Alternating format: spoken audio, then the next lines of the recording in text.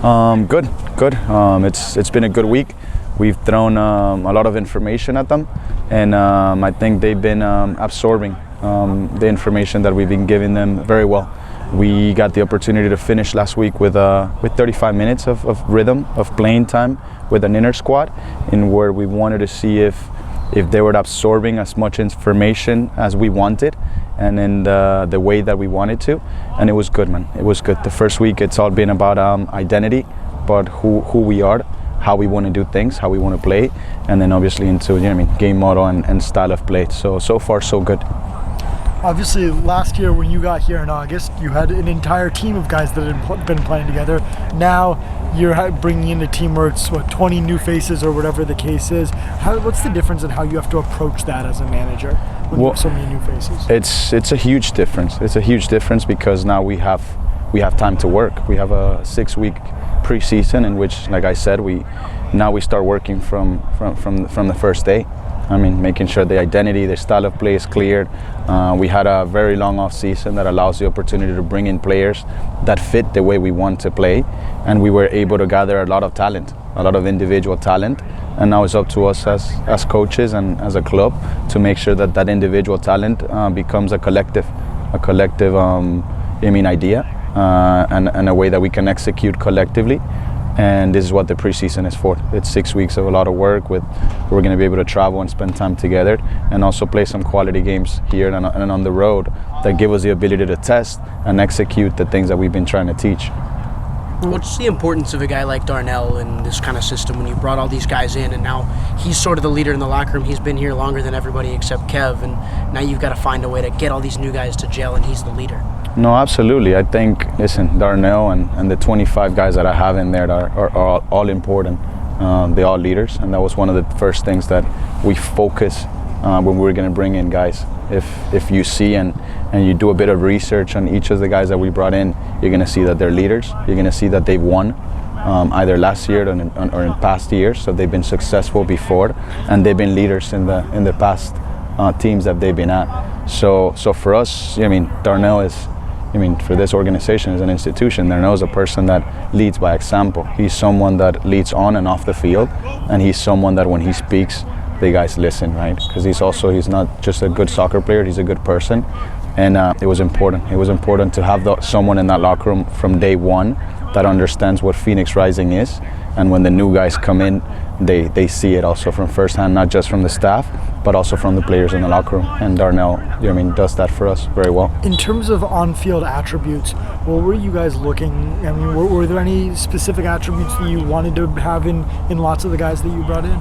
Yeah, you mean character-wise and technically? Yeah, more so in terms of on-field. So for us, obviously, character is on and off the field, right? So that's one of those that for us it's not going to be, it's a non-negotiable. And then on the field, we want to make sure that we can bring in guys that associate well with each other, guys that can combine, guys that can play in a system that is possession-oriented, guys that are okay attracting pressure to create spaces in between the lines, that they can understand that we could keep our block tight and combine and keep possession in order to create chances. We don't want to keep possession to count how many passes we have or to beat the other team in possession. We keep possession with the intention of creating spaces that we can exploit and then create chances through those spaces and amount of possession that we have. We want to be a very offensive-minded team, so we were able to bring in guys that have the athleticism to attack from wide areas, and guys that on the inside channels understand how to float in between lines, guys that can combine, guys that can keep possession in tight spaces, but also if you need to do a quick switch of play, they're reading the game well and they understand that. Is that ability to kind of play under pressure and create things from tight spaces something that you felt was lacking at the end of last year? Well, no, we had good players last year. We have very good players. At the end of the day, that we didn't have the time for the preseason, right, to work. 6 weeks is a lot of work, and then after the 6 weeks, if you put in we had 9 games left, right, when we came in. So if you gave them, 23 games, it's a lot of time, right? So we didn't have that time with that group, and the group was working in a different way. So I give all credit to the guys that were here last year when we walked into that locker room and we explained what we wanted to do. we understood and we were very aware that it was very different from the way they've been working, and they were playing all those first 20 plus games, and we knew it was going to be demanding and challenging. So at the end of the day, it's not that they were not good players. No. They were very good players, and I have a lot of respect and love from all of them. Actually, the way they absorbed the information and we finished playing the way we wanted to, it's all credit to them.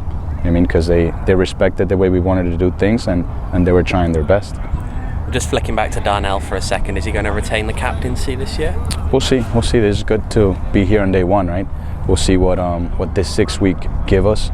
I want to make sure that this is something that it's not a gift, right? You don't give this out. You don't give out a captain an armband. I want the guys to come in. I want the guys to train. I want the guys to spend time together, and I want to see who's gonna grab it, who's gonna claim it.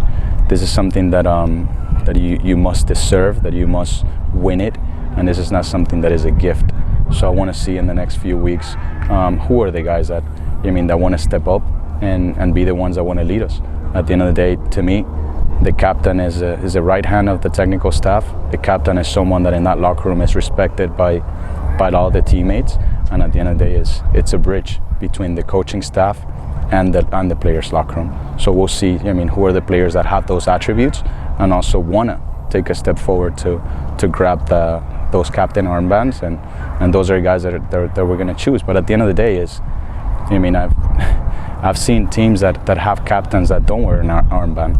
That's just an armband, and that's just a reference for the referees and for the fan base, because the idea for us is to make sure that we have 25 leaders. It's to make sure that when we step on the field, everybody can lead, everybody can support each other, everybody can protect each other. And those are all things that the captain should do and will do. But if you only have one team captain doing that, most likely you will fail. We're going to make sure that we have multiple guys being able to do those things.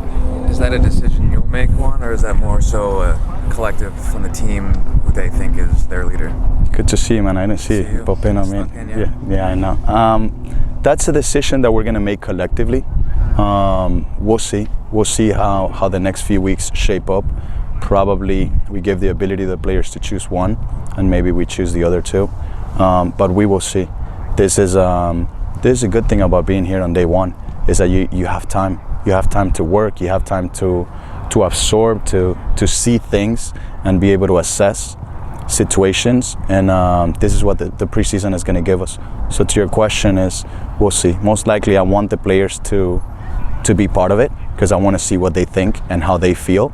But also, at the end of the day, us as a staff, we also will make sure that we put in there who we want to be, one of the team captains. What are your hopes for the trip to Mexico, and is there something you're looking to get out of that trip that you maybe couldn't get here?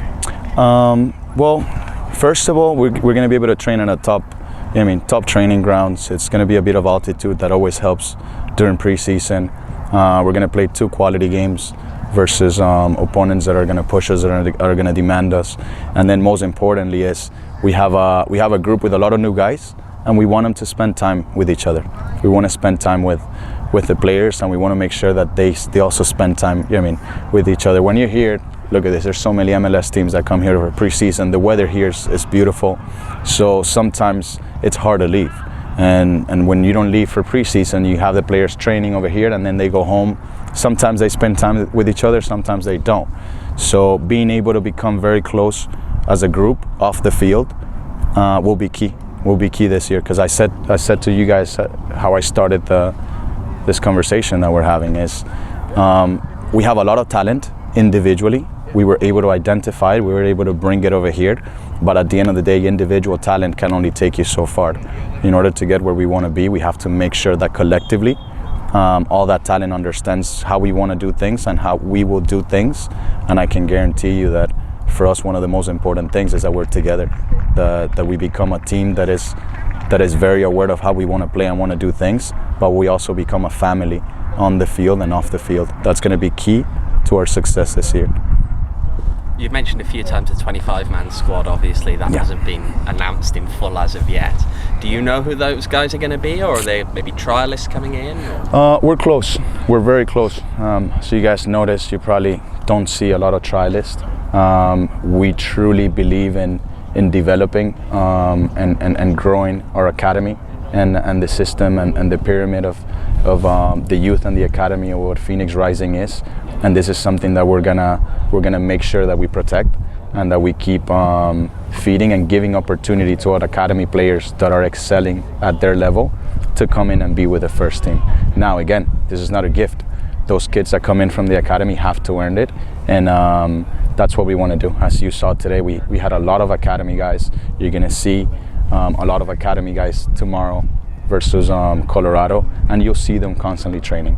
That at the end of the day, those, I know I keep mentioning the 25-man roster.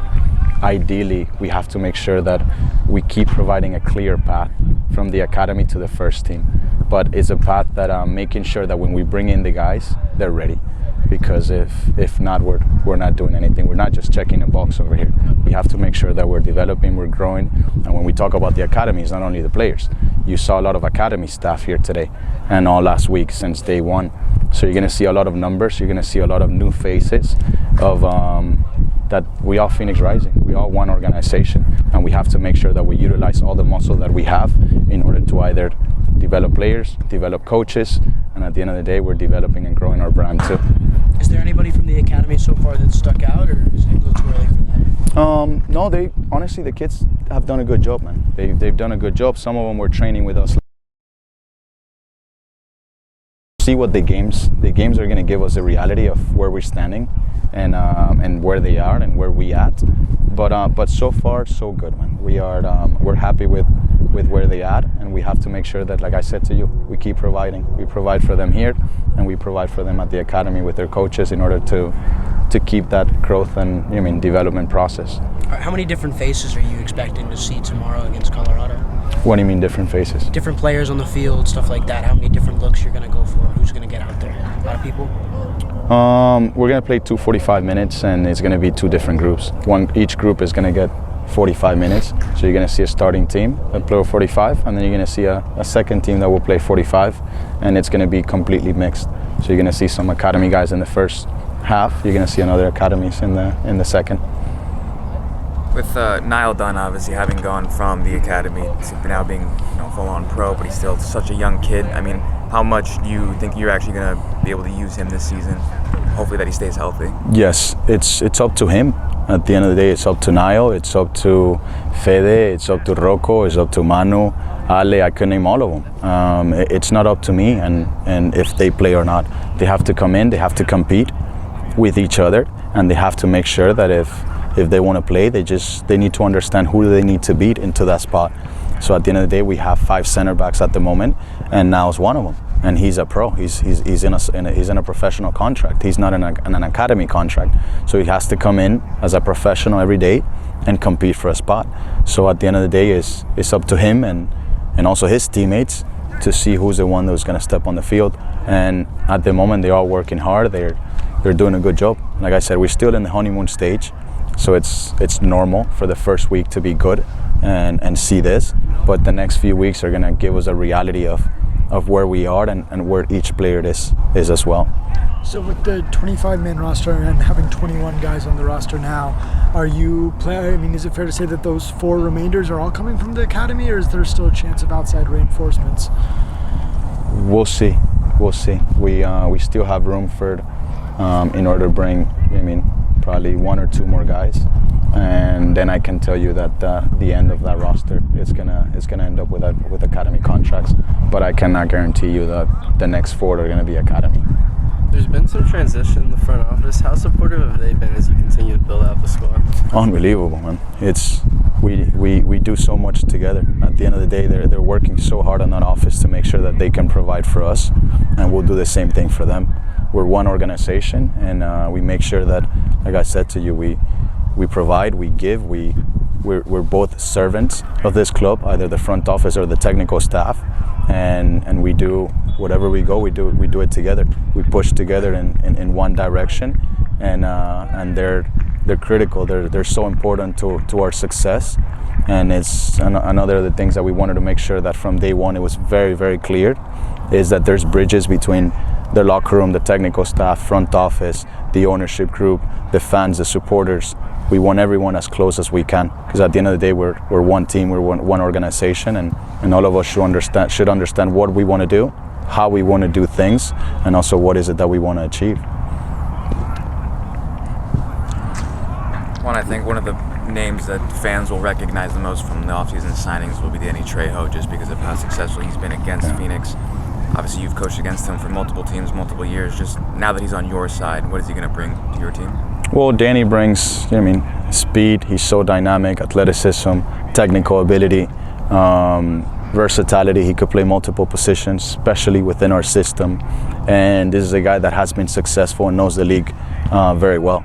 So we're very, very happy to have him. I know it's going to be a great addition to the team on and off the field, because on top of all the things that I mentioned, he's a great guy, and he's someone that is hungry, someone that has the character that we want on and off the field, and it's also a leader in that locker room. It's someone that talks, someone that speaks.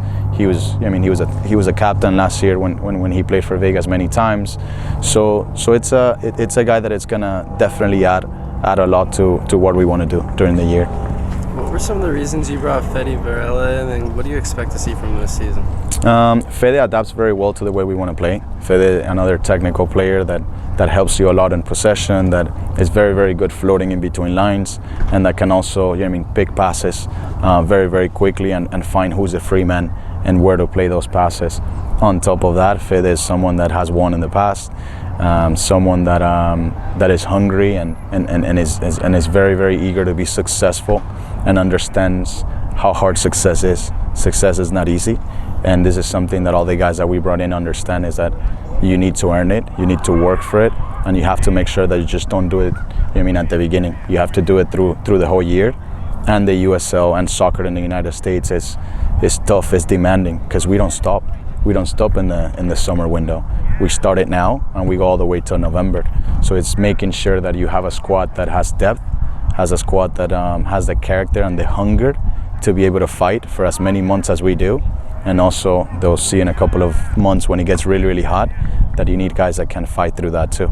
So we're building a team that fits how we want to play, but also a team that has a lot of character and bite in it. Looking around the league, are there any other teams that you think have had a particularly good off-season in terms of player recruitment? I think overall the USL keeps getting better and better, not just player-wise, but also coaches. I think the coaches are starting to get better little by little. You see newer coaches coming into the league and they start throwing different and new ideas. You start seeing teams how they start playing differently. And for me, one of the most important things is that now you start seeing how teams or cities start developing identities, and then you see them on the field. And that's when culture starts growing in the soccer culture, the football culture starts growing in a country. When you have teams that now you pretty much you understand the identity of Colorado, you understand the identity of Louisville, of Tampa. These are teams that are developing now soccer identities with coaches that have done it in the past. Also now you have coaches that are moving to the MLS, as assistant coaches, but now it's a league that keeps growing. Like I said, it's teams developing identities, styles of plays that are very clear within the city that they represent, or the club that they represent. Coaches that are very, very capable, that are trying different things and playing different ways. So it forces us and pushes us as coaches to make sure that we study more, that we understand more, that we spend more time understanding how to break or how to hurt different styles, because one week you could see something, another week you're going to see something completely different. And then on top of that is, as soon as the league keeps getting better, more players want to come to the United States to be here and play. And this is good players that want to come in, and that at the end of the day it just makes the league overall completely better. Quick question in Spanish. La ubicación del nuevo estadio de Phoenix está en una área llena de hispanos y latinos. ¿Qué mensaje tiene usted para la comunidad latina para que venga a apoyar a Rising esta temporada? Sí, que esta es su casa, que estamos acá, que se sientan bienvenidos, que contamos con ellos, que espero que podamos poner un equipo en el campo en el cual se sientan identificados, que cuando ven al campo disfruten ver al equipo jugar y se sientan sumamente identificados con el estilo de juego y con el carácter y la personalidad de los jugadores que vamos a tener. Que tenemos muchísimas ganas ya del primer partido y no podemos esperar para verlos que espero que nos ayuden a llenar el estadio lo más que podamos durante todo el año.